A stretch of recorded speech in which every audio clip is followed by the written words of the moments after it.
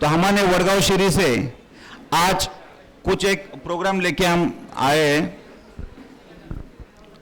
2 minute. और इस programme की शुरुआत कंसेप्ट में आपको बता देता हूं कि यहाँ पे कोई लोग यहाँ पे उनके जो मास्कबंद तपस्या है उसके अनुमोदन करने के लिए वर्ल्ड जो भारत की अलग अलग सुपर वुमन है, सुपर वुमन मैं कहूँगा, एक अलग अलग नारी आपके इस मास्कबंद तपस्या में आई है। तो चलिए हम देखते हैं कि उस तपस्या अनुमोदन के लिए कौन कौन आया है और उनका रोल क्या है।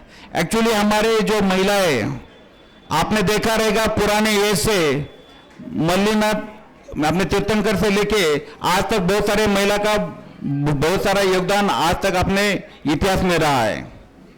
आज आपने थोड़े दिन पहले रानी क्वीन एलिजाबेथ डेथ हो चुकी है, जिन्होंने 14 कॉमनवेल्थ कंट्री जो थी उसकी वो हेड थी और ऑलमोस्ट 70 साल UK, England, Australia, New Zealand, Canada की वो हेड थी। 70 साल उन्होंने राज किया। बहुत सारे ऐसे भी कंट्रीज है जहां के प्रेसिडेंट या प्राइम मिनिस्टर भी महिला हैं और विदाउट रिजर्वेशन, नहीं तो बोले रिजर्वेशन। फिनलैंड लो, डेनमार्क लो, बारबाडोस, वेरियस कंट्रीज जिसकी प्रेसिडेंट प्राइम मिनिस्टर आज भी महिला है और काफी अच्छी तरह से वो चला रही है। तो महिला का योगदान इतिहास में बहुत कुछ है। तो उसी थीम को लेके एक नाटिका यहाँ पे हमारा भक्तांबर मंडल लेके आ रहा है, तो उसकी नाटिका की शुरुआत करते हैं हम।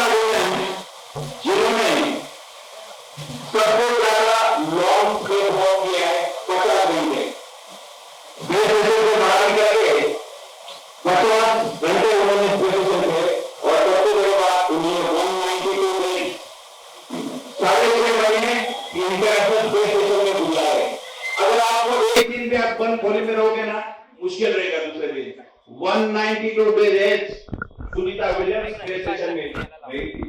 तो सुनीता विलियम्स उन्होंने अपना जो पोनी टेल था वो भी स्पेस स्टेशन में डोनेट किया था और वो फर्स्ट ऐसी वुमन है जिन्होंने स्पेस में भी मैराथन में पार्टिसिपेट किया था 2007।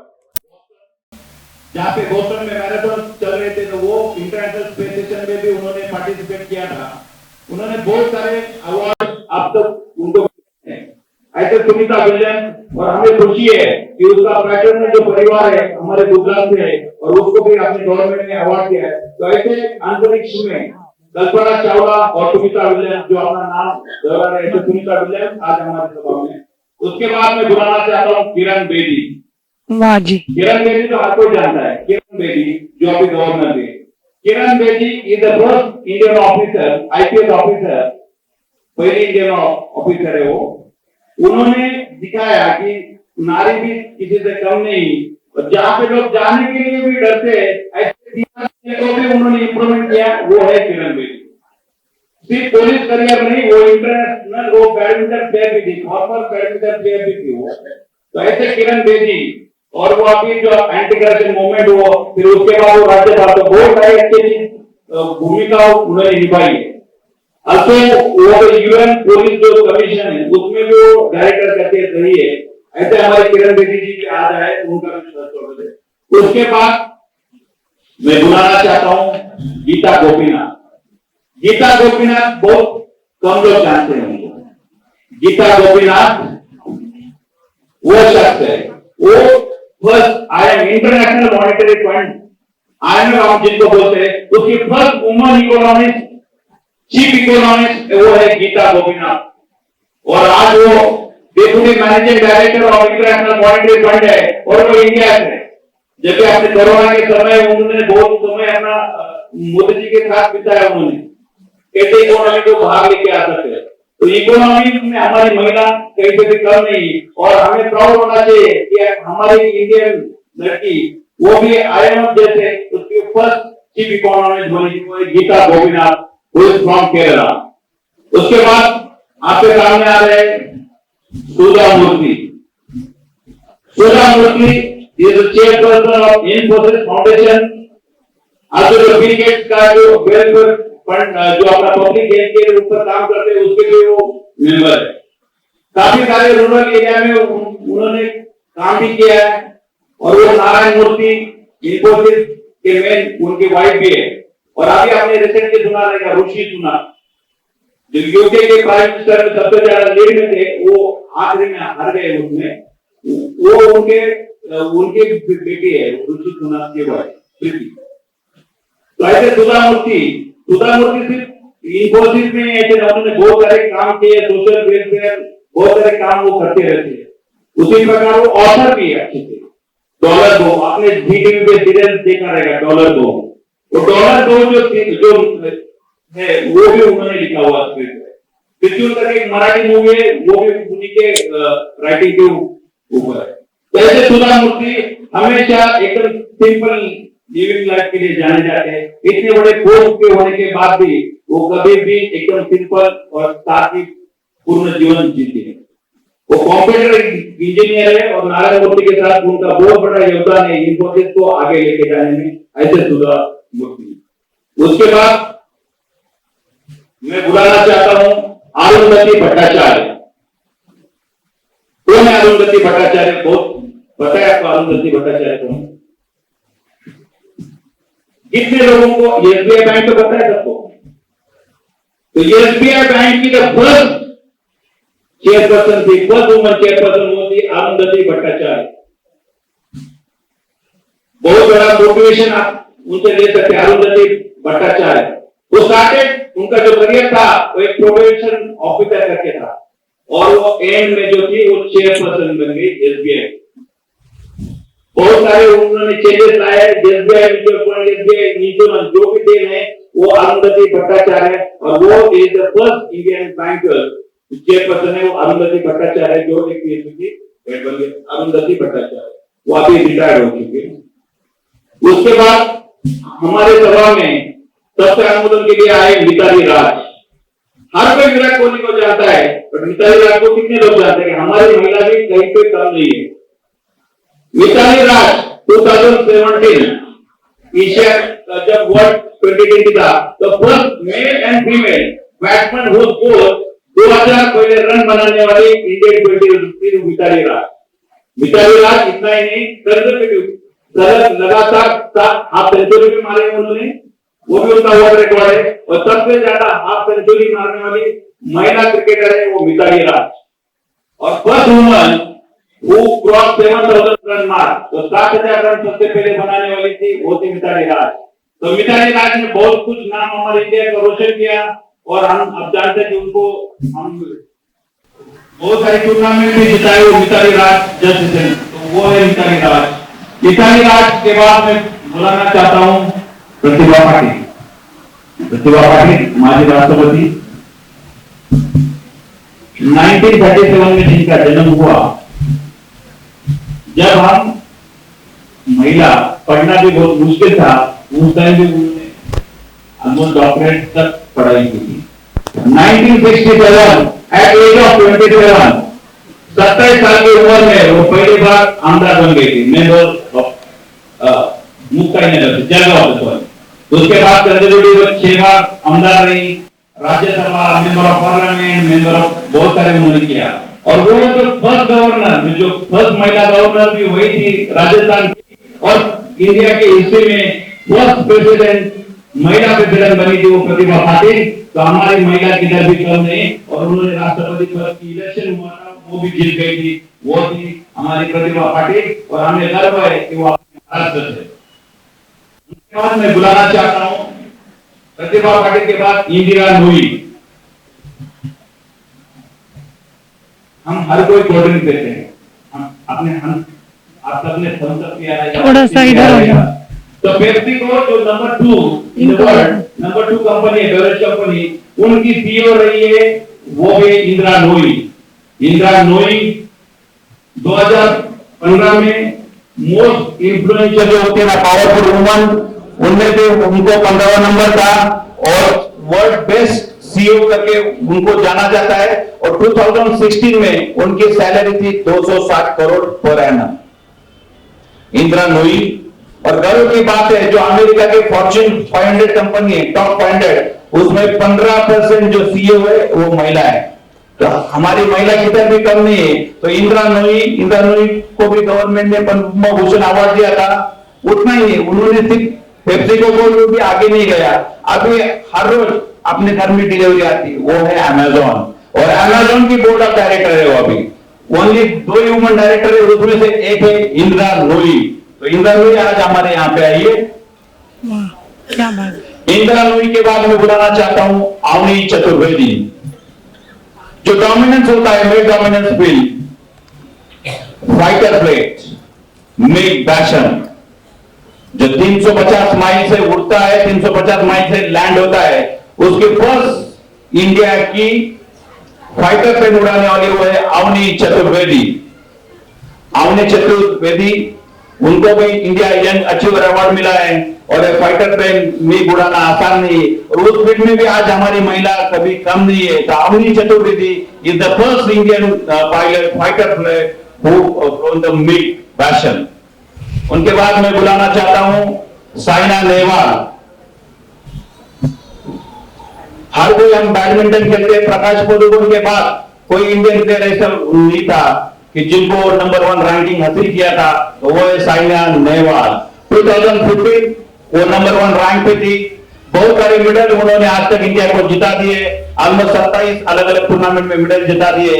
और 2012 में first Indian woman badminton player थी, उन्होंने अपने को ब्रांज मेडल जिताया था। और नंबर 1 रैंक पे 2015 में वो रही, नंबर 2 रैंक पे ऑलमोस्ट 5 साल रही। ऐसे साइना नेहवाल, जहां पे भी प्रकाश पादुकोण के बाद अगर कितने सही तरह से अगर संभाला रहेगा बैडमिंटन को, तो वो है साइना नेहवाल। साइना नेहवाल के बाद मैं बुलाना चाहता हूं उषा किरण। जहां पे हम सोच भी नहीं सकते, नक्सल वाली एरिया छत्तीसगढ़ में हम जाने के भी सोच नहीं सकते, वहां बस्तर एरिया, जहां पे एक ही महिला ऑफिसर है, कोबरा यानी सीआरपीएफ का एक डिवीजन है कोबरा, उसके तहत वो काम करती है। 28 साल से फर्स्ट लेडी ऑफिसर है, सीआरपीएफ ऑफिसर, जो अपने नक्सल वाली एरिया के साथ काम करती है। और उनका यह अनुभव था, क्योंकि वहां के लोग इंटरेक्ट नहीं करते थे क्योंकि मेल ऑफिसर थे, तो बहुत बड़ी भूमिका आज भी बस्तर रीजन में वो काम करती है। तो फर्स्ट सीआरपीएफ ऑफिसर नक्सलवादी में काम करने वाली है उषा किरण। और उनको जो 2018 में यंग अचीवर अवार्ड मिला था, बहुत सारे महिलाओं थी, हर कोई अपने रेड कारपेट पे गाउन के साथ आए थे, अलग अलग ड्रेस में, बट वो उसी यूनिफॉर्म में आई थी, वो है उषा किरण। उषा किरण के बाद मैं बुलाना चाहता हूं शांति देवी। शांति देवी के बारे में बहुत कम होगा, कोई टॉप मोस्ट सेलिब्रिटी नहीं है, पर वो जो काम करती है ना, सही मायने में एकदम अलग काम है। हमारी गाड़ी पंक्चर होती है, ट्रक पंक्चर होती है, हम मैकेनिक के जाते हैं, तो वहां पे सिर्फ पुरुष होते हैं। बट शांति देवी जो नोएडा में काम करते हैं पिछले 20 साल से, ट्रक मैकेनिक, वो तो इंडिया की फर्स्ट इंडिया ट्रक मैकेनिक है। शांति देवी पिछले 20 साल से वो ट्रक मैकेनिक का काम कर रहे हैं, उनको भी बहुत सारे अवार्ड मिले।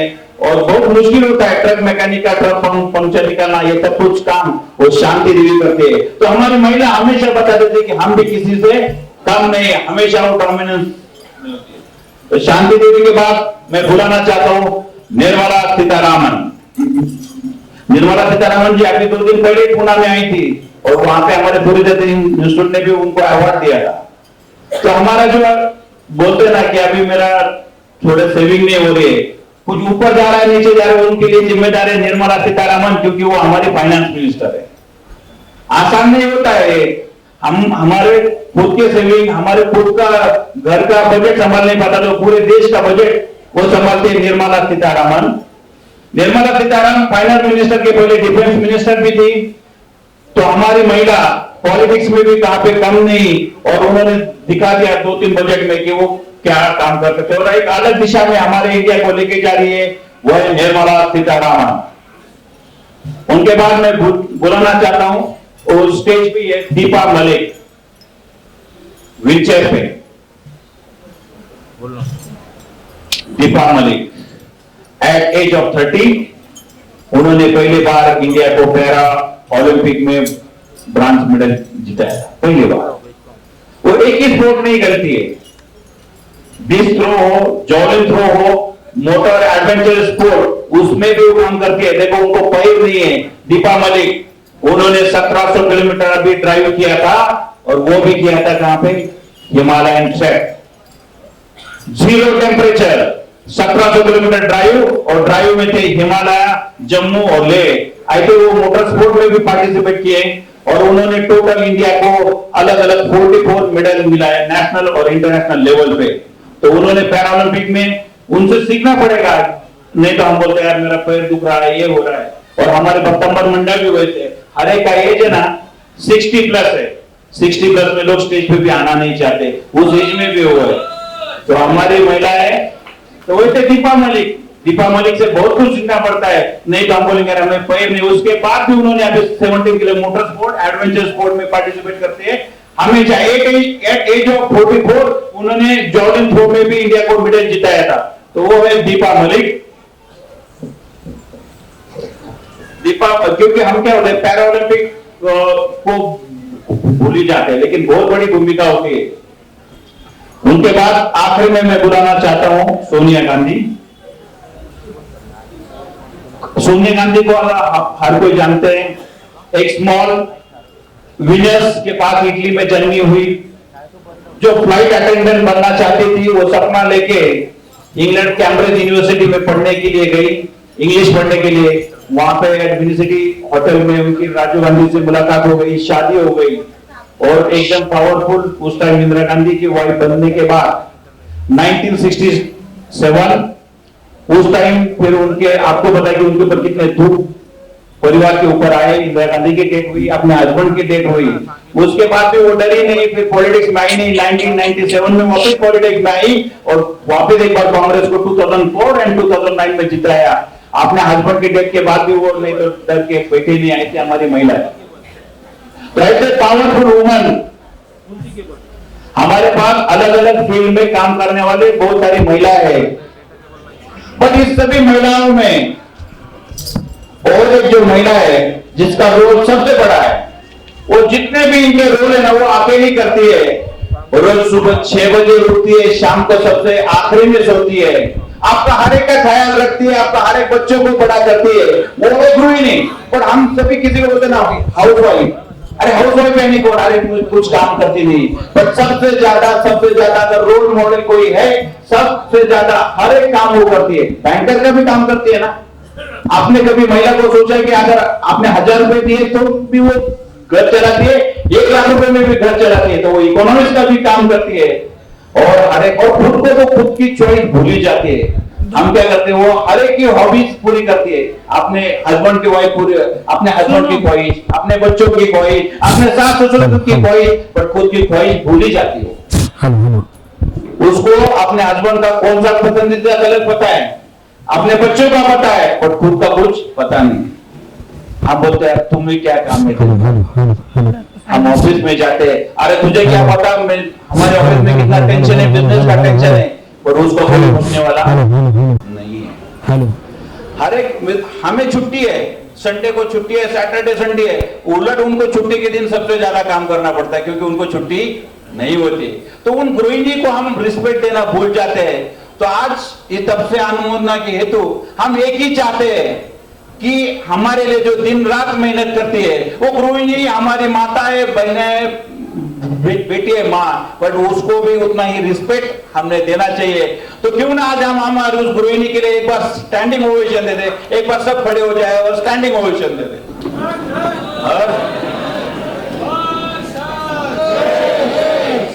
और मैं दत्तनगर के अध्यक्ष 12 तक आपको भी 1 मिनट आगे बुलाना चाहता हूँ। और काकी जी आप भी आगे आ जाइए। मैं यहाँ पर छाया पैजी चौरडिया और आशीष जी बोरा और पूरा ये जो ये पूरा जो टीम है, इन सभी के लिए एक बार बोलेंगे हर्ष हर्ष हर्ष हर्ष। एक साथ एक ही मंच पे इतनी। और बड़ा साहब जी आप बहुत आगे बहुत अच्छे कार्य करते हैं, लेकिन अगर भाभी का साथ नहीं होता तो आप यहाँ पे नहीं होते थे, ये ध्यान में रखो। तो भाभी है तो आप है, तो क्यों ना आज आप इसी कार्यक्रम में एक अपने मन में ठान लेते हैं कि इसके बाद कम से कम हम हमारे महिलाओं को, गृहिणी को रिस्पेक्ट देंगे और हमें शर्म नहीं आनी चाहिए कि मेरी वाइफ हाउस वाइफ नहीं, होम मेकर है, सब कुछ वो है। तो चलो आज राष्ट्रगान के साथ हम हमारे मन में ठान लेते हैं कि इसके बाद हम हमारे महिला को सम्मान देंगे। बस यही आज के दिन की अपेक्षा।